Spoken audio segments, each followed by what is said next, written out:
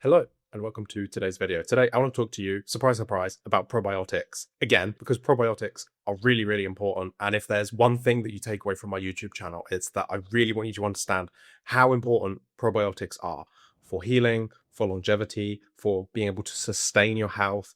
So fundamentally important. And I've got a really cool paper that I want to share with you today, a really cool reference that has some like hard science that helps to prove this. So let's jump straight into the paper and then we'll break it down and I'll explain it to you. So reading right from the paper here, it says, during 4 weeks of yogurt storage, L. plantarum and L. acidophilus decreased the level of bisphenol A in yogurt by 82.8% and 43.44% respectively. So basically they did a test where they had some BPA. BPA is this chemical that you've probably heard of by now. It's just one of literally like hundreds, probably even thousands of different types of plastic compounds. We've got data, we've got science, research that shows that BPA is bad. You know, it's connected to infertility, it's connected to different types of problems like in the testicles. It really impacts the hormonal systems of men and women. But this is just one compound that we do have some research on, but that I guarantee you there are hundreds more that they have negative effects. We don't know what they are. We don't know what their effects are. But in this study, they're looking specifically at BPA because there is solid research and solid science behind that. And they put this BPA into basically some yogurt while it's fermenting. So they've got these bacteria in this milk and it's being broken down and turned into yogurt. But as the microbes are turning the milk into yogurt, they actually break down this plastic compound that's in here as well. And this isn't an insignificant amount of breakdown. We're talking about like a vast majority. And feeding into that, the rest of this little section of this study says, at the end of the storage period, the reduction level of bisphenol A by Lactobacillus plantarum was 95.30%, which was higher than that of L. acidophilus at 90.77%. Now, to be completely honest, at percentages of 90% and higher, who cares if there was a 5% difference? In my opinion, that's not really that important. What is really important to understand is that just these two species of bacteria alone, and again, these are just the two cited in the study, is it an easy extrapolation to be able to deduce that there are other microbes like other lactobacillus strains, other bifidobacterium strains, other core important microbes that are present in the healthy gut of basically every single individual on planet Earth? Is it a far stretch to say that these other microbes, maybe they can break down BPA as well? Maybe they only break it down at 50% instead of 90%. But then these hundreds of other plastic chemicals that we don't have studies on, we don't have as much research on, maybe those microbes are better at breaking down those plastics. So the point I'm really trying to make here is, don't just take these two probiotics. This data is really cool and it's really important because it gives us like hard science that shows these microbes, these beneficial gut bacteria, can break down this specific type of plastic in this study.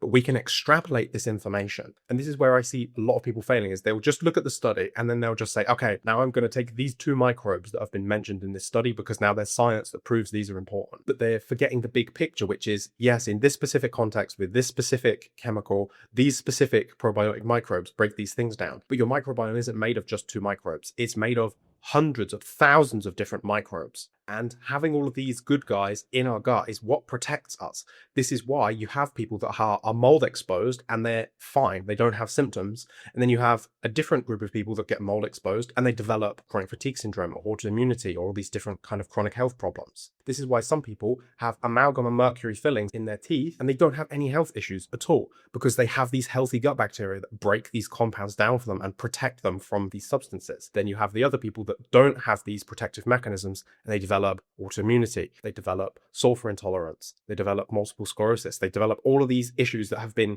connected and correlated with mercury toxicity. So the main point I'm really trying to kind of like fire at you today is this is just one tiny little piece, but it's concrete, solid science. This is not like an opinion. This isn't just a theory. This is science. And what I'm stacking on top of it is opinion and is theory, but we know that beneficial microbes can break down toxic chemicals. And if these two specific lactobacillus strains can break down BPA, it's not a far stretch to assume that other microbes, other lactobacillus, bifidobacterium strains, other good bugs, there are some that are really even hard to do research on, like Akkermansia and Fecalibacterium and these other microbes that you can't just like take in a probiotic product and they're really hard to like work with in lab conditions. Who's to say these guys can't break down microplastics, and different types of metals and different compounds that can be really harmful for our bodies. But we know that we're living in the 21st century and the microbiome is not getting the attention that it needs, whilst simultaneously we do everything that we can to just disrupt and destroy and damage the microbiome. We highly refined processed diets that don't feed the microbiome. We take courses and courses of antibiotics. It's so uncommon for someone to come to my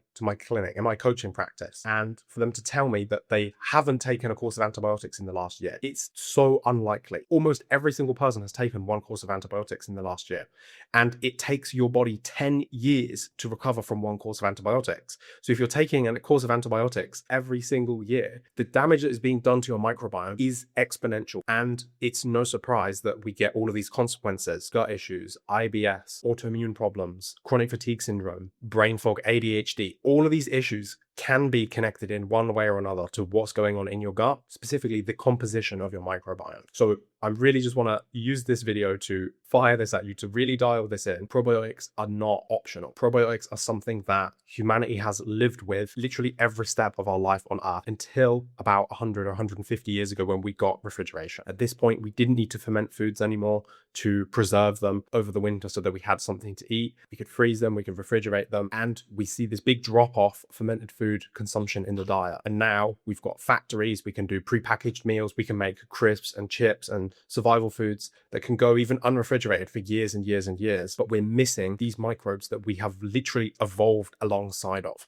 They are almost like symbiotes to us now, that we need them. We can't survive without them. So I'm not saying you have to eat fermented foods every single day. I know that some people are sensitive to them, they can't tolerate them. There are probiotics for that. If you're not sure where to start with this, I would strongly recommend you check out our step-by-step probiotic introduction guide. This is really like a foolproof guide. It works if you're highly sensitive, it works if you don't tolerate fermented foods. It's literally like a step-by-step introduction with very gentle probiotics to build you into having probiotics in your diet again. And if you are a little bit more robust, a little bit more healthy, you've got a bit of a stronger microbiome, and you can handle some fermented foods, you can eat some sauerkraut, some kimchi, some yogurt, kefir, add these things into your diet and really consume them every single day. Think about this study and how it's showing that these microbes are breaking these compounds down. Our food supply now is contaminated. We have pesticides, we have plastics. Even if you eat organic, it has these chemicals, these things in them now, and you have to eat something. So if you're going to eat something that you know is contaminated, because if it's grown on Earth, it's basically contaminated now, make sure you eat it with some probiotics